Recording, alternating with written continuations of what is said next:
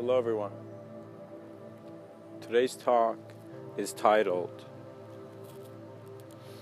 How to Embrace the Unknown. You see, when we look at man, the human being is formed with his immediate understanding of self, which within it is defined based on his environment and his ability to consider something as another. Simply said, consciousness is not your form. It is your awareness to form. The soul, the spirit, if you just take it as an idea, as an image, or just as a feeling without understanding, you will see that it's as if you're still not conscious of the totality of your experience. We want to enhance man and make man capable, not by giving him something that just makes his temporal thing feel satisfied for a little while. We want human beings to have immediate, direct understanding of life. It's necessary. We want to walk around with beings who have clarity. You will see a being who has clarity, his presence is different. You will simply feel it. Because you will see that their whole intelligence, their whole externality is kept with a knowing beyond form. Everyone's is, but they are not conscious of it, and so that is why the fluctuations in the identity look a bit insecure in the social world. You must see that you're not insecure, you're not disadvantaged, you just have a lack of awareness. And in self-awareness and expanding your awareness, that means forms which you have considered to be your individual senses of creating a self will eventually fade because they're integrating with vision. It's as if the house no longer has only 2 rooms because we're looking around and we're realizing that the design is much vaster. We're going more deeper in the forest and realizing that there is more than just that which we at first put in terms of what is real. So what that means is fear is that sense, that thought that is telling you, that imagery that is communicating that you as a certain imagery do not have passage. So what that means is that you want to explore something, but you're not doing it because you're afraid. And so if you take down fear and try to define it and analyze it, as I was doing for a while, you see you cannot. It's not something for analysis.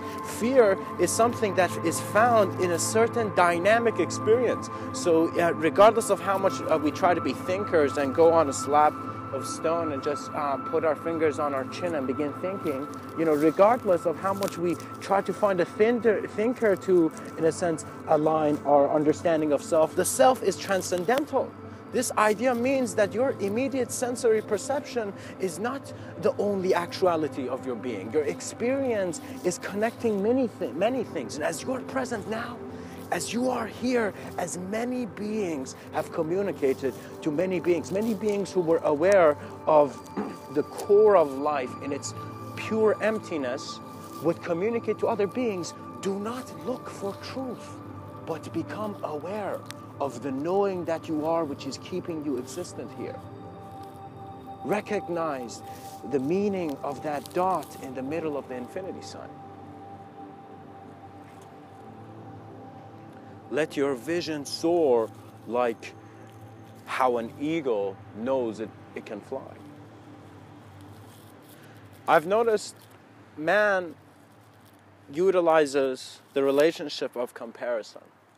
And if you do, you will create values that are not real to you, but you will assume they are, and then you won't understand what's happening. It's very important that every moment of your being, whatever you're doing, you're aware that you're doing it, What is worse is to be doing something and not aware of the physical solution that needs to be implemented and constantly think in your mind, oh gosh, I need to stop doing this. I got to stop doing this. I got to stop doing this. You need to wake yourself up. And how you wake yourself up is by seeing who's sleeping. If I ask you who's sleeping, would you give me an answer, or would you be dissolved in a second in embracing the unknown aspects of yourself? What that means is that if you don't know that house has more rooms, you will only think you're stuck in these 2 rooms. You will only think reality has some good things and bad things, and you're just this experience. But if you want to utilize externality, every object must be, in a sense, energized with an attention and existential within you that is emanating knowing. That is the greatest contribution. What that means is if I were to talk randomly, it would be as if, oh, hey, what's up? You know, it would not be with a purpose, with an intention that does not even want to say words. Because sometimes the silent has the greatest communication. Sometimes silence becomes your greatest understanding. My whole life, I was designed in a way, I noticed it's as if my conditioning and my identity and everything was being established because I was acknowledging with my intelligence being found through activity. You see, it's as if kids are going into school and we're acknowledging an educational system that is saying only this path and this acknowledgement of these ideas and only at this certain range of awareness is acceptable. Rather than an individual human being following their own experiences and whenever needing knowledge going there. What that means is we must not have universities in the way that parents spend their whole life making money to then pay for their kid to go there and the kid doesn't even know what to do after with it, you know? Rather, we need educational systems that are natural resources. It's as if like how the street lamp is provided for the citizen. Similarly, education is there and you as a human being are born and so engaged and healthy in your direct experience of life that joyfully and in a very efficient and accelerated way, you as consciousness are working through many experiences and going through the experience at some point needing external knowledge and going to school. It's as if libraries are actually what you only need. You have access to a library, you don't need anymore. You only need certain relationships in which it's as if like you only need a few mirrors, few words to put in front of them and see an infinite spectrum and then utilize that infinite spectrum to create infinite spectrums. It's as if observing that candlelight was one of the most advanced studies of mankind. For him to sit down in meditation and sit on the grass being still and very contemplative and aware of life. It was a profound thing. Because we must see, just like how I saw, that my whole life was based on the communication that I valued in a certain way, which made things look a certain way. Communication is a holistic thing, so there is never anyone communicating, but everything is. Existence is its own communication, regardless of our experience of a cause and effect reality. These truths are important to cultivate by our own ability to journey through ourselves. What that means is I do not want to give you too much fluffy imagery also, you know. There's some times where the poetry books must stop and man must walk out as if he's heard the command of the cosmos to speak on his iPhone. So it's very crucial to see that you need to have a sense of seriousness, but in that seriousness, always a playfulness. I have noticed when I have been playful with my intelligence and self-awareness, I have given myself a lot of existential and allowance many things. It's as if no illusion and deception could come in because I was playing within the realms of my sincerity. I had found my Pure Lands, in a sense, within me. And when you find Mr. Within, it is a profound thing. It is that moment where the human being has been going as an individual understanding and associating as a limited thing in a limitless world and realizing, no, you are a limitless existence associating with a limited thing. And so perhaps mankind made a mistake. But if your scale is that, oh my gosh, how can I change mankind? Then you are not going fast enough because you're agreeing to that problem. Your scale must be that your expression is here to serve the universe. I am not only serving the audience of this voice that is linearly interpreting this. I am a presence communicating all the presence that I am aware of. And in a sense, being the communication. That moment when you are aware of the cause and effect, you are the moment of existence that has kept that reality afloat. It has kept that reality projected still.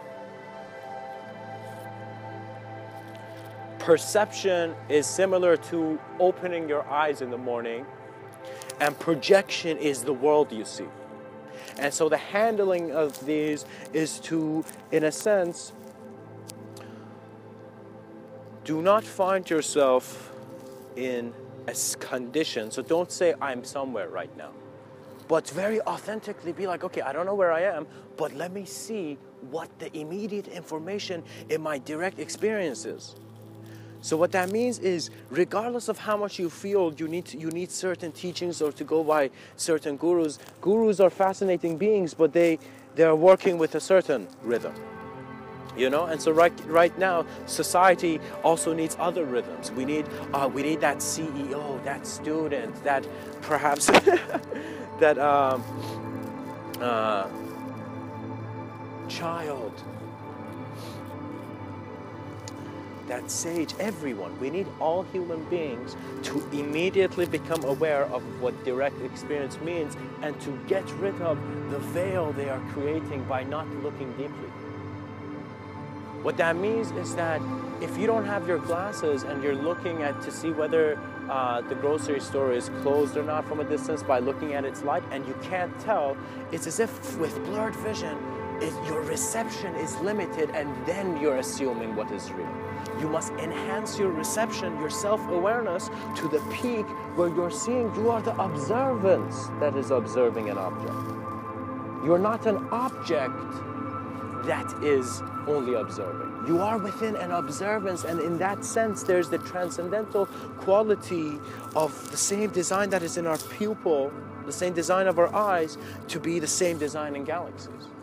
Transcendence means the connection is already there. You don't even need that word, just be aware of your being. And so empowerment must begin here with culture and many different cultures and even religions to find ways in which the ideology can take the good value that it's communicating and integrate it with other values that are also good in nature. So what that means is, perhaps if all these religions are not believing, are in a sense looking at the same thing, but are not agreeing that they're on the same mountain, it's very important to see that they are. And so these different streams are going on their own. And how you fix it is by bringing and directing through your own experience a connection of not just ideas, but your whole being, so that you're the intermediary that is both the communication, as in the words that you're hearing, but also the silence between every letter. The space between every letter. We want to have an association where human understanding is inspired by the unknown.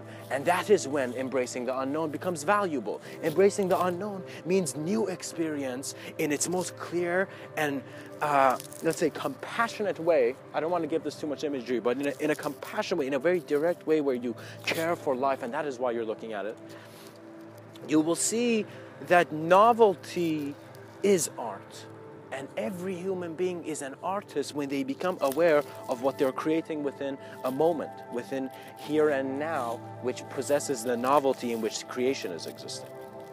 So I exist as a physical body, but I'm also walking in this park, and every step I take is as if it's a new sense of existence of me. It's as if there's one sense of me always the same, which we're saying, oh, that's you. That's the person I'm talking about. And there's many senses of me who are also being able to be conceived. Do you know how much man's mind has advanced? And it's as if he's a transcendental being too, and he's exploring to it. Fountains of knowledge will be opened up to man. Humanity will instantly shift because his reception as a being is shifting, both by the command and the growth of his plane of existence, and also by his certainty that he is within the right body. So what that means is that the cells in your hand stop thinking that they don't have great reach. You begin to see your body is a holistic thing, and so you're an individual being in this vast world. There are many ways you're interpreting things. There are many ways where many things are real for you. And also there are many ways where all these things that are real for you, which you're considering and in a sense trying to linearize, at the same time always having new relationships. Consciousness is simply the allowance for sight. And so what is in the sight is not as important as what is presently aware. In other words, you need to perhaps only go to a very calm, this is Mr. Within's recommendation, to go in a calm park or somewhere where there's nature, somewhere where it's valid. And it doesn't have to even be nature. It has to be a moment where you're comfortable to be in and to look at the world. And as you go in that moment, and hopefully if it's around nature, because the energy there is also, it's also very good, the imagery of nature. So you will begin to see that as you look at your world, it's as if you are the new spotlight that is constantly taking the focus of life. It's as if right now, as I'm saying these words, for example, when I say apple, we all got that image of an apple in our own way, but at the same time, we're aware of its manifestation in a way where there's an external relationship. All external relationships are existing because we're assuming an internal relationship. And it's not that we're assuming in a sense, this is how the apparatus looks at. This is this operating system. But regardless, when you look at what sparks vision, it is not a story. So this is what the yogis and mystics in ancient India understood. All this stuff about spirituality, and if you see that it's a game, as if there's one villain and there's a good guy and a bad guy, that is just mind games. And how do you get rid of mind games? By being immediately aware of what is real to you, walking in a way where your purpose is known, regardless of how it projects itself, regardless of how much you feel you're a speaker, you're at least speaking, regardless of how much you know what you're doing it. It doesn't matter. If you look at it, you're a temporal being. What is persistence? It is just choosing out of all the activities you're doing to do one thing and to focus it. That is your ability. We are self-aware. We can enhance our design by recognizing the sense of new found within our being. You are a new gaze, and that is why you're deep. Because the depth of everything that you see, which you're considering deep, leads to nothing. It leads to emptiness. It leads to beyond man's confrontation. So regardless of how much that person told you there's going to be something after you die, it was your walk, and it still is. You are the experiencer, no one else. You are climbing this mountain. And so all these perhaps ideologies and even extending out to religions and sciences are climbing this mountain of trying to understand how the unknown is, but they are not embracing it. Each one is only embracing an aspect of their moment. How can you choose to be only a good guy when you're aware that you could totally do bad things? You are neither. You are the presence that expresses itself, and based on how you're driving your vehicle, based on where you, and in a sense your divine attention is flowing, experience manifests. To study your plane of existence is the most crucial thing, and now it is time.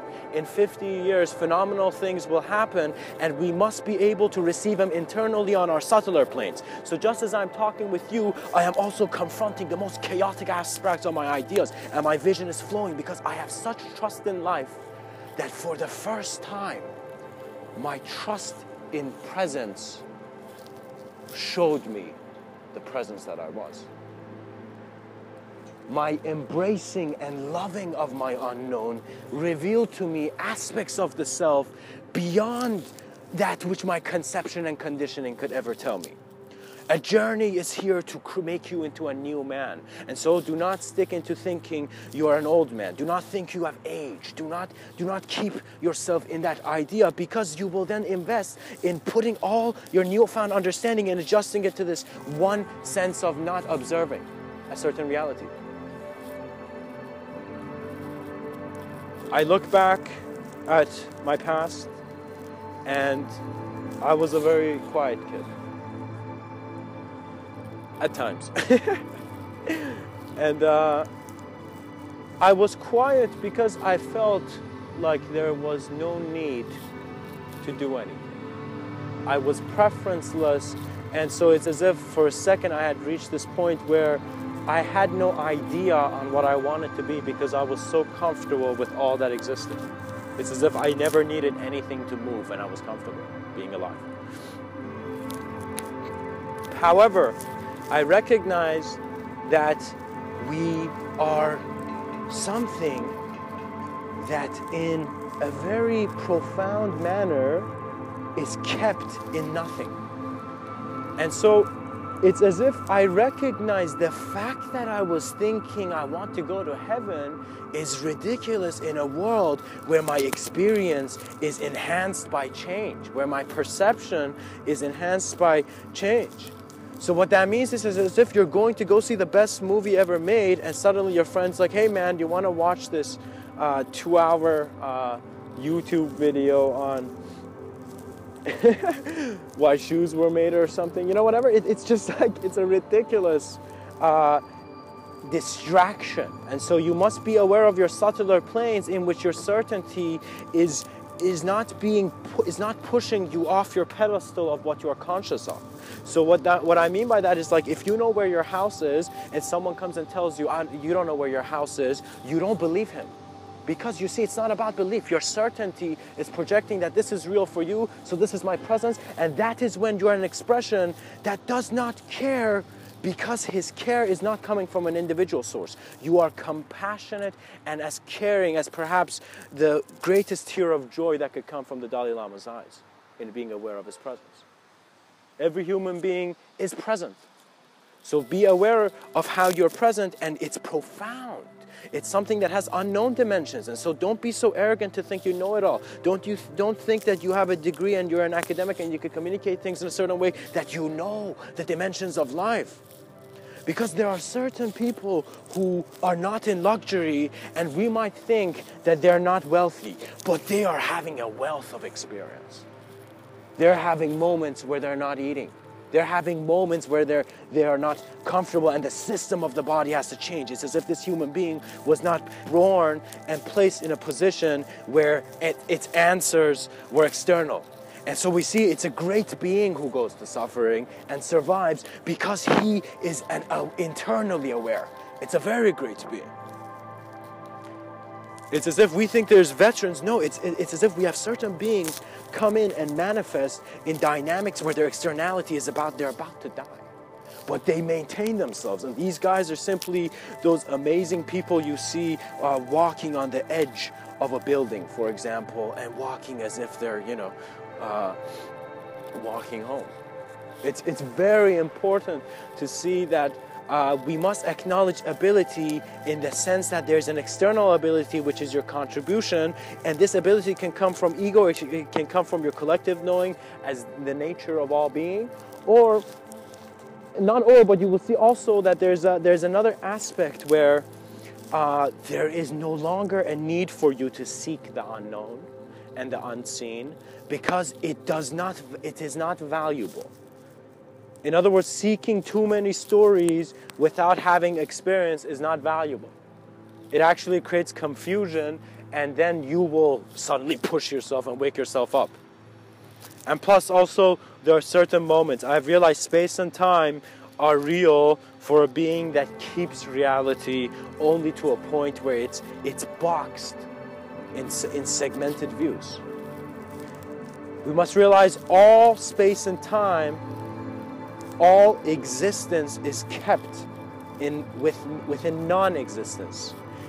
Our sciences are not accurate because they are going based on the language and thoughts of man. We must realize that true science is its application with actual experience. So direct experience is important, and we will see many people who understand science and have been raised in a way where they've been totally understanding that realm without the acceptance of other realities, and suddenly seeing that the next step requires it. All sciences are leading into a sense of entrance into a collective knowing. Our greatest technological advancement is to no longer have a need for science, because we are beings of that great ability. And so this ability, it's through our science fiction and fantasy, has been shown in a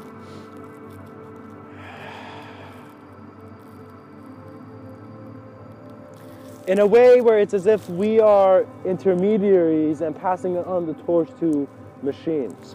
Artificial intelligence is not something that's relevant to where you will end up. Your internal dimensions are always an opening to your omniscience. But externality, for now, is a great life process. And so if you were a great being, you would begin to see, you would see what's happening to the earth by perhaps stepping into that astronaut's eyes and seeing how that is our world, but who is observing me? Who is observing this world? Some people call it God. Some people don't like to call it anything. Some people feel it's a sense of emptiness. Some people don't know. Regardless how you speak to existence, all realities are present, and the one dot that you thought was not connected to everything is keeping all dimensions, all degrees of reality present. You're no little thing, for you never could be. Much blessings and namaste.